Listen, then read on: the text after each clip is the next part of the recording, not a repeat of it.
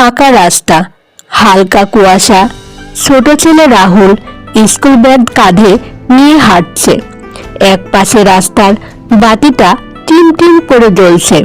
প্রতিদিনের মতোই সকালটা শুরু হয়েছিল সাধারণভাবে। রাহুল দেখে এক বৃদ্ধ লোক বসে আছেন, কাঁপছেন। রাস্তার আলো ঠিক মতো জ্বলছে না, চারপাশে কেউ নেই, কিন্তু কেউ কেউ আলো খোঁজে অন্ধকারে। রাহুল নিজের টর্চটা বের করে বৃদ্ধের হাতে দেয়। বৃদ্ধের মুখে ধীরে ধীরে হাসি। বড় কিছু নয়, শুধু একটু পাশে দাঁড়ানো। সূর্য উঠছে, রাস্তার বাতিটা নিভে যায়, কিন্তু রাহুল ও বৃদ্ধ আলোয় দাঁড়িয়ে আছে। রাহুল সামনে হাঁটতে থাকে। আলো হতে বড় কিছু লাগে না, মানুষ হলে যথেষ্ট।